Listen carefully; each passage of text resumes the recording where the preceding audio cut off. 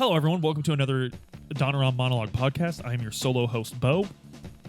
Before we get into it today, I do want to thank our longtime sponsor, longtime friend and supporter of the show, Ashley Luann K. Find her on Instagram at The Minnesota Nurse.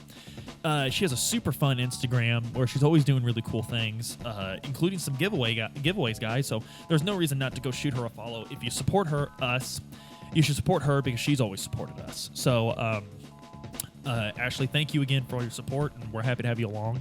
Guys, I can't get away with I don't particularly like this game. It's not a game I'll ever play again, but it's a game we have to talk about because it is far and away the best-selling PlayStation 2 game of all time. It sold 17.33 million copies. I'm talking about Rockstar Games' Grand Theft Auto San Andreas. I don't like the game because I don't think it's fun, and we'll get into that. There's a lot of things about the game that is incredible fun, but there's a lot of things about it that isn't. So we'll get into that. But this game, of course, has a lot of controversy that deals with the things Grand Theft Auto almost always deals with: glorification of crime, violence, language, portrayal of treatment of women, stuff like that. Misogyny, I guess, would be a better way to put what I just said. So all that controversy still exists, and there's also the controversy of racial stereotyping that exists in this game, and that is a lot of people have come forward saying no, like it's cool, it's not a big deal. A lot of people have come forward saying that it is. That is up to people other than me to decide. That is not what we're talking about today. I do feel very strongly about things made before the works of art made before people knew better. Well, we always knew better. That's an excuse. Scratch that. We always knew better. But there was a time when people just didn't care, and that sucks. And I'm all about going back to past works of art and putting cultural warnings on those. I don't think there's anything wrong with that. Now, that is not up to me to decide whether that goes on Grand Theft Auto San Andreas or not. But if it happens, it wouldn't break my heart. Because I do think that there are certain things they could have been more sensitive about, maybe. But again, that is not for me to decide. That's not what we're discussing today. So, Grand Theft Auto San Andreas, I don't even like Grand Theft Auto when I played this game because everyone that had a PlayStation 2, everyone played this game. All of them. You could have been in seminary school to become a preacher and you played this game. Wow, he just shut the door on me. I've never been this. I'm so used to being in the common room and being around everyone, and now I'm back here in my little dungeon talking to you guys, but that's fine. That's okay. We'll make it through. I'm strong enough to do this. So, Grand Theft Auto San Andreas came out 5 days after I turned 18. It came out pretty much perfectly when I would be able to buy it. Never bought it, borrowed it from someone. We'll talk about this later. I very rarely bought games growing up. I was lucky to buy the consoles, but I still played a lot of games because I was smart. So, Grand Theft Auto San Andreas came out 5 days after I was able to legally play it. Because it was rated mature. It would later be rated adult because there was a mod that was super easy to do on it called the Hot Coffee mod that pretty much made it to where you can make the protagonist CJ have sex with a woman and like you saw it or something. I don't know, because you could have sex otherwise, but you didn't see it. You just heard the extremely pornographic noises. But they had a mod where you could see it, and because of that, the ERSB, of course, made it have an adult only thing, and that made its sales go down a little bit near the end, but not that bad. So Grand Theft Auto San Andreas, everyone played it, and it was incredible for a Grand Theft Auto game. So many things you wanted to do in the past you could do. You could completely customize CJ. You could put him whatever outfit you could think of. You can make him fat by eating too much. You can make him super fit by working out a lot. He was so customizable. It was ridiculous. And I had a lot of fun doing that. There were so many different cars. There were 3 different cities. There was San Fierro, based on San Francisco, Los Santos, based on Los Angeles, which you could return to you go to Los Santos again in Grand Theft Auto 5, but I believe for people that are deeper into Grand Theft Auto than I am, there's a dispute in the lore where there's the HD universe and there's the SD universe. I know, but I'm not going to get into that because I don't fully understand it. I honestly didn't realize there was that deep of lore in Grand Theft Auto. So there's all that going on. First off, there's all that going on, and then the amount of missions in this game is ridiculous. The amount of Hollywood actors in this game. The amount of actors that got to do voice in this game. Holy shit. Samuel L. Jackson. James Woods. Bijou Phillips has a small role. There's Sam Jackson. Honestly, you're done there. Can you think of a bigger star to be in Grand Theft Auto? Like, my gosh. So the voice acting in the game is on point, absolutely on point. But so we've got in fact, I believe in the instruction manual, I believe they list the names of a lot of these actors. I'm missing a lot, dude. Like, there's a lot of guys in here. A lot of people that were super huge at the time in 2004. Let's see. Here we go. Yeah. Voice acting. Here we go. The cast. Let's see who we get here. MC8 was actually one of the voices for Ryder. That's pretty incredible. Ice-T was in here. Samuel L. Jackson, as I said. Peter Fonda was in this game. I forgot. He was the Truth, the old hippie. Charlie Murphy was in here. That's funny. Kid Frost. Wow, this is just a...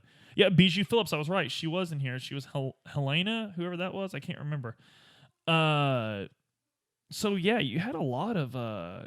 David Cross was in here. Man, you just had a lot of voices. So, that first and foremost, wow, you just had a lot of voice talent in this game. And this was before that was common. This was before Liam Neeson was in Fallout 3. So that's kind of cool, right? That's cool in and of itself. But I'm not doubting all the work that went into this game. My criticism of this game, what I don't like about this game, and it's so hard to say.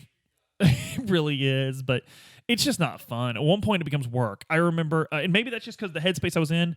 I was working second shift, 3 p.m. to midnight, at a distribution center in Evansville, and it was just a miserable job, man. It was a really miserable place to work. I didn't like anything about it. I was just out of high school, literally just out of high school, working this place.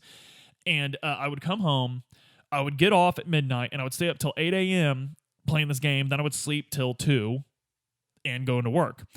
But so this is what I did. I played this game for probably about 2 weeks. I did this, and man, like it just felt like more work after I was off work. And I got through it. I beat the game.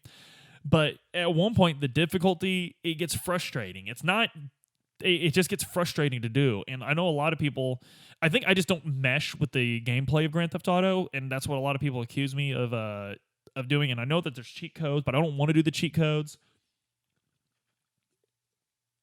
And the story at one point, the story is, one criticism I have of Rockstar is their stories are, it's not so much that they're complex and engaging, but they're stretched out to where you got to do all this work just to get the next plot point.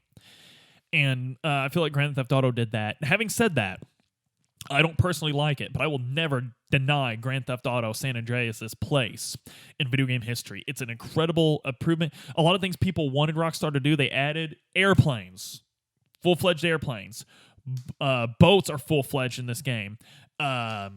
There's a jetpack at one point CJ can find in what's supposed to be Area 51 there in the Nevada or whatever they call it, desert. There's the music is incredible. My favorite thing about San Andreas was I actually bought the box set of each radio station had its own disc of the game of music they licensed for the game. And I think that my favorite legacy of San Andreas was all the awesome music I found because of it.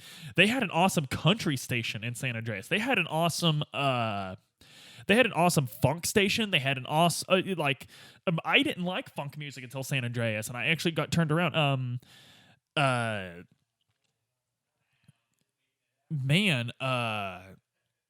George Clinton was actually the DJ on the funk station, so that was kind of interesting. The only Grand Theft Auto game I actually really liked was Grand Theft Auto 4 because I felt it had a much more serious tone than the other ones. But 4 wouldn't have been great if San Andreas hadn't established that for it, in my opinion. So there's a lot of cool about... Basically, kind of put a pin in this. There's a lot of cool about San Andreas, but I'm just not a huge fan. But to deny its legacy would be foolish. It absolutely...